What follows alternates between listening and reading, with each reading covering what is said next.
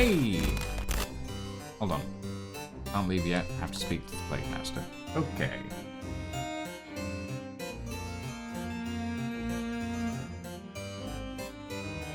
Do we go straight to the Plaguemaster, or do we try... Actually... I wonder if there's a place we can put that portrait. And there is still that chest that I want to open. I wonder if the guard has moved.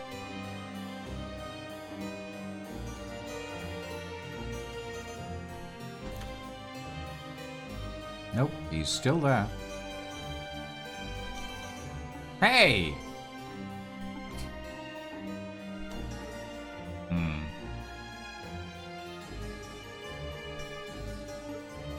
Okay. Can't get into that chest yet.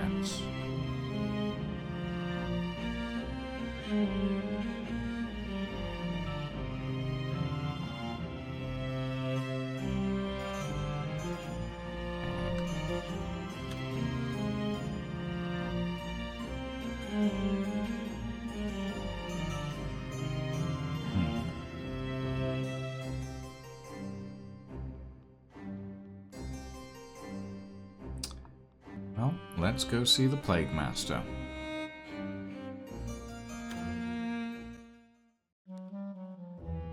You've returned. Did you have a good break? Yeah, I was just seeing friends. Just seeing my pals. You know, my mates. You mean the treasonous rebels over in Sky Garden? Relax. I don't care about that. There is a much more pressing matter. Oh? Inheriting the title of Plaguemaster. Have you given it any thought? Will you take on the mantle after I die? I will. Very good.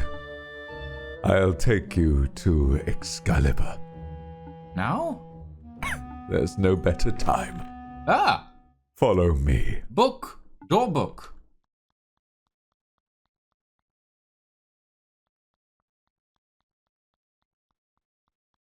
Oh.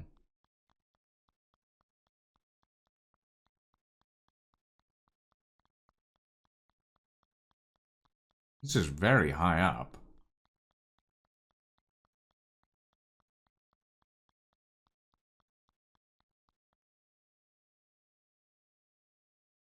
Oh, this is in the... Okay. Huh. Where are we now? This isn't rodent architecture. And we're moving. Oh, I see. This is a godly lift, isn't it? Correct. Recently constructed, too. Keeps going up and up. Where does it go? Tell me, Siobhan, what do you know of the Thunder Age? Oh, it was a time of catastrophe that Rodentia endured nearly a century ago. Fire eggs rained from the sky, destroying everything where they landed. The gods took shelter underground. God and rodent huddled side by side as the sky fell. Okay, so that's the... Yeah, that's the Holocaust. You know your history. But tell me, Siobhan, what are fire eggs? I suspect they were weapons, powerful ones, created by gods for use against other gods. Indeed. Very astute. And if one were to come across an unhatched fire egg? Plaguemaster, you're not saying what I think you're saying, are you? Follow me. Oh boy. Wait, is this Ratbert Einstein? It's a statue of a mouse in a lab coat. The plaque reads, "The universe is vast, our ignorance vaster still. Dr. Ein, the first Plaguemaster of Murida. Dr. Ein studies and learns. Save your game." So yeah, this is Ratbert Einstein. Incredible. Oh, we're in the bell tower. We're in Big Ben. I didn't know there was an elevator in Big Ben. Oh, you learn new things every day.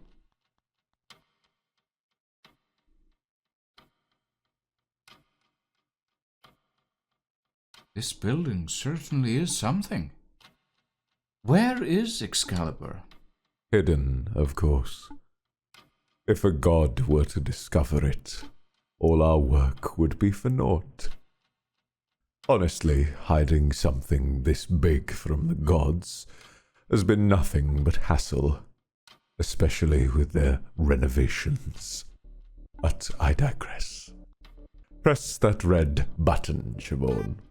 Time to explode Big Ben. Oh, okay, maybe not explode Big Ben.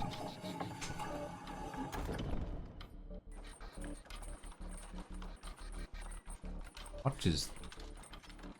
That's a ballista.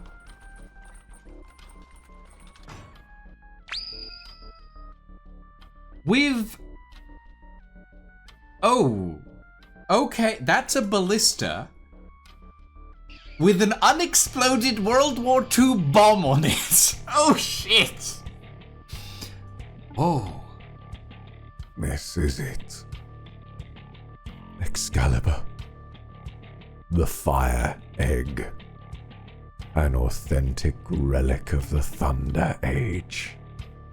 The Thimble Guard found it buried in the bowels of the Under River some 50 years ago.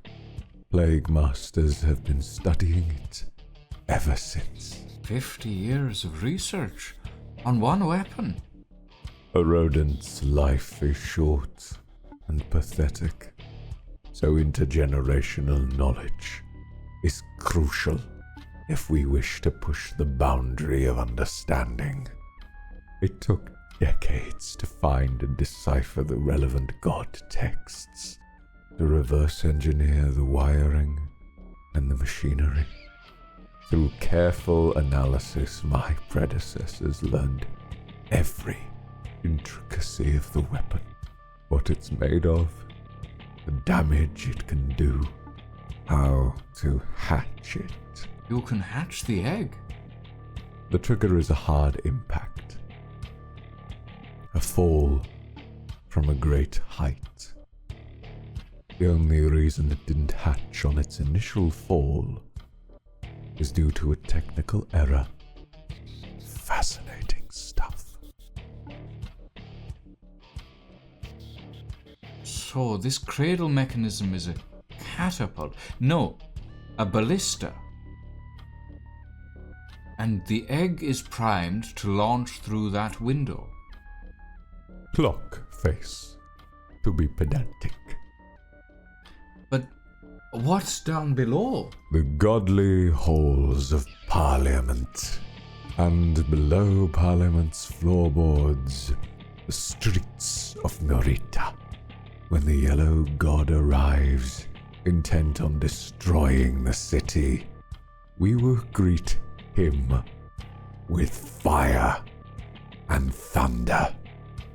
After all, only a god weapon can kill a god.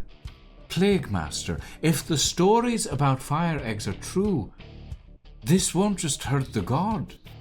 It'll devastate Murida. Thousands of rodents will die. Tens of thousands, by my estimation. That's horrible. But I think I see your reasoning. You see this cruel weapon as the only way, right? An ugly necessity to save a few rodents from complete extermination. Siobhan, Please. I'm not some knuckle-dragging utilitarian. Oh. Then why? I was born beneath the floorboards of a godly library, so I learned how to read godly writing from a young age. The first book I ever read was a heavy tome called The Anthropocene. At first I thought I was reading a speculative text, a science fiction parable, a warning about what could become. But the more I read, the more I came to realize that it documented the horrors of what the gods did and what they continue to do. I despise the gods. Each and every one of them. They spread, they consume, they destroy.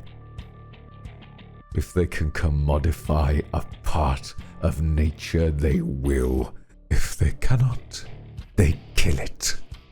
There is not a single place on our planet that the gods haven't colonized and corrupted.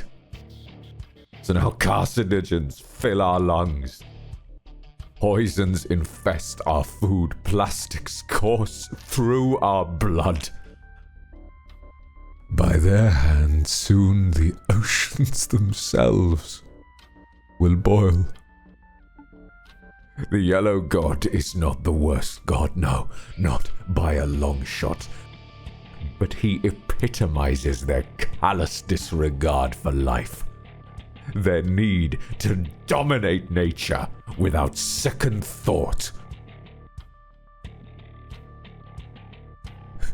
What is the death of 1 million mice to the yellow god? An ordinary day of work, a job well done. So you want to kill him? I can understand that. But what about the rodents who live in Murida? What about them? Murida is the rotten capital of a rotten country. We are ruled by a filthy, rich idiot of a king descended from a long line of filthy, rich idiots. Upheld by a noble class who peddle tabloid headlines to protect their palace of blood and bone.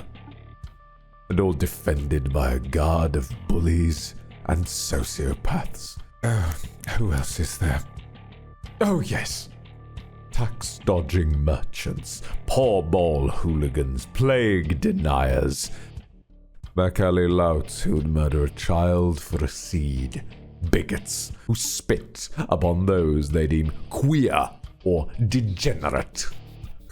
But worst of all, the common class who look at this green and pleasant country's descent, then shrug and say, could be worse.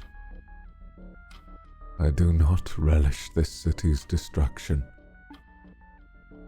but I cannot see anything worth defending. It's true. This country has a lot of problems. I've had moments where I've just wanted to take my wand and burn everything to the ground. But I don't. Because there are good rodents too. Rodents who stand up to injustice and fight to make things better. Like Sir Worm. The dead vagabond. I thought he was hell-bent on killing the yellow god. Yes, but he wouldn't have trampled on innocent people to do so. Oh, you cannot be that naive.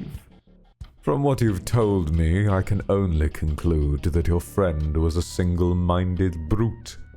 Every action he made was in service to his egotistical vengeance quest. We would have seen Rodentia in flames if it had given him a chance to upend nature and satiate his bloodlust. I don't think that's true. He wanted to kill the Yellow God. That is true, but he wouldn't do.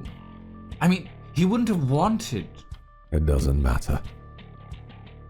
This ideological talk has grown quite tiresome.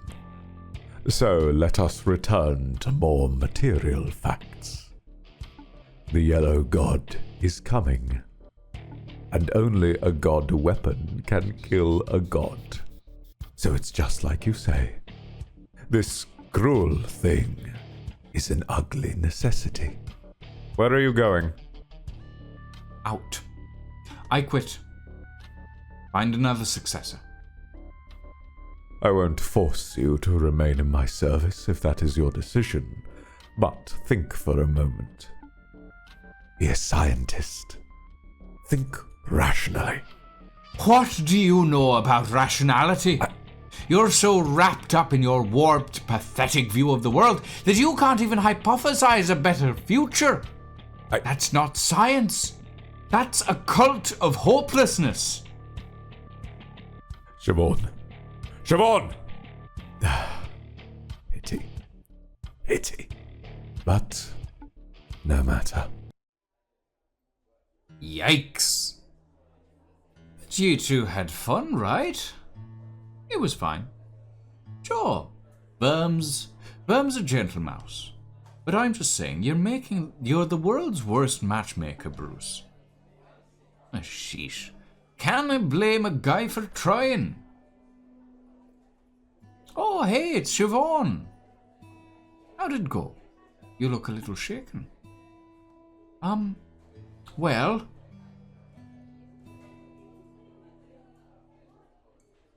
So that's the whole story.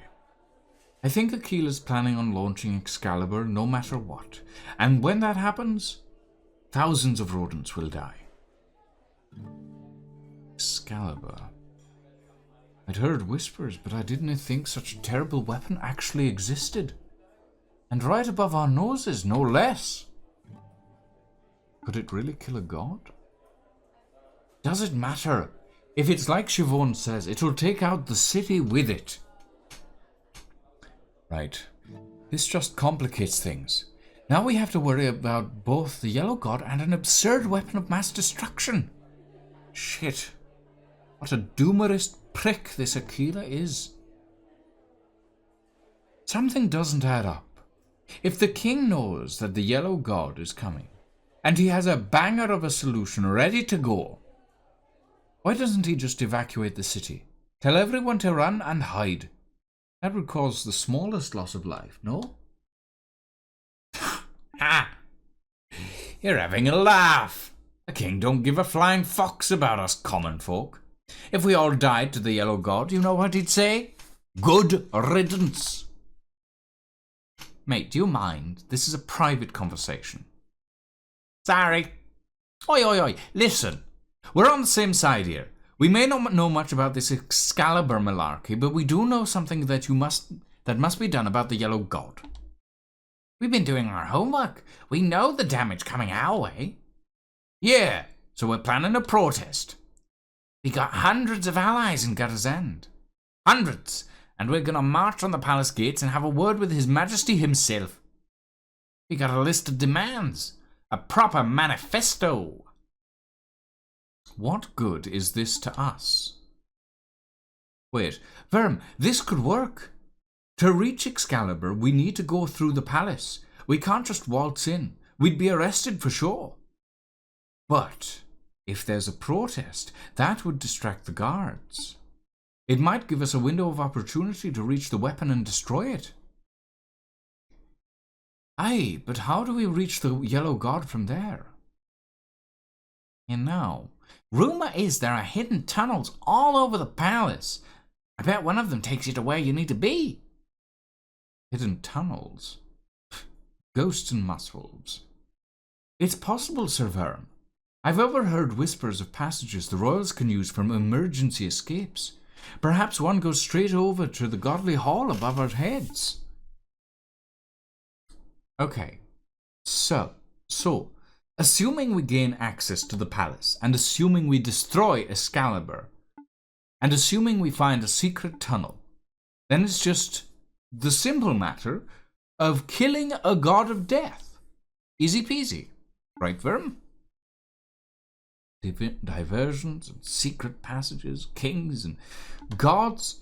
His plan is even worse than the one for Sky Garden. Let's do it. Oh, of course, the mad lad's on board. There is still time until the night of 13 chimes. We should make sure we have all our affairs in order before the big battle. An inventory check would be a sensible idea. Aye, and I should probably drop by Sky Garden, see how Anton's doing. Well, we can wait. Go do what you need to do, then come back and speak to me whenever you're ready. Aha. Right. Oh, ladies and gentlemen. Oh, no, hold on a minute. I wanna see what the fuck's going on here first. Damn it all! My life is a damn wreck. First, that blonde twink humiliated me and took my title. Then those Scissor Sisters gave me lip. And then... Are you all right, sir? He's beyond all right. He's steaming. Ah, again, the accent just slips. I'll go get a glass of water. A glass? Bring a whole barrel, then drown him. Ugh, I'm fine. Just, you give me a sec. Okay, I'm sober now. Hardly. Sober enough, you judgy prick. Hey, you're bounty hunters, right? Right. Sure, we're bounty hunters. Perfect. That's perfect. I've got a job. There's 1,000 seeds in it. Interested? You're drinking something that smells like vinegar. I don't think you've got 1,000 seeds to give. Shows what you know about wealth. Or fine alcohol, for that matter. They call me the Sterling Knight for a reason, you know. Fine, I get it. You're loaded. Who's the target? Do you know Roslyn and Maisie of the Thimble Guard? 2 mice with scissor blades. We've met. Good. That makes things easy. I'll spare you the details, but we were out on a reconnaissance mission. Then the younger one spotted something and got spooked. She went crazy and took a swing at me, unprovoked. I fought back. Blood was drawn. Then the older one stepped in and took a swipe at me, too. I was lucky to make it out alive. So you want me to track down these 2 deserter knights? And then what? Bring them to justice? You mean kill them? Attacking a superior officer is a capital offense. Sheesh, I didn't think 4 hardened warriors would be such prissy pansies. Ugh, this guy's the worst. Even by Tinhead standards, he's trying to rope us into a murder scheme just to keep his own paws clean. Disgusting. I think we should take the job. Really, Siobhan? I think there might be more to this story. I don't know where the thread will lead, but it can't hurt to follow it just a little, right? I mean, maybe. Where did all this happen? Solhill Village. You know it? Of course, it's in the songs. Those stupid songs. Ugh. But yeah, that's the place. I bet Dizzy knows where it is. Maybe we'll head over there and see what this is all about. Great. Just remember, 1,000 seeds for their heads. Yikes. Good grief. Right. Okay. Now that that's dealt with, I'm going to go to the docks very quickly. After we save. No! I saved over Lance's save! Oh no! Well, now Lance is truly dead. And we talk to this man.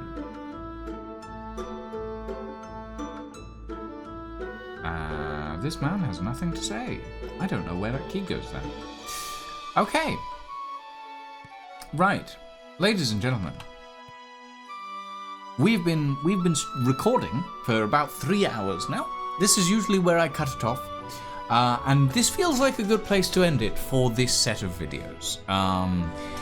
You may be watching this a month from now, in fairness. Maybe 2, because these videos only release once a week. But hopefully you have enjoyed this little thing. Hopefully you have enjoyed the extensive amount of voice acting that Ed has done for me. I don't think he realizes quite how much voice acting Plaguemaster Aquila has. We'll find out. But yes, thank you all very much for joining us this evening, everyone. Thank you all very much for watching. Have a very good evening and a very good night. Don't forget to like, subscribe, share the video. I don't ask often, but it does help. And we shall see you all next time for some more small saga.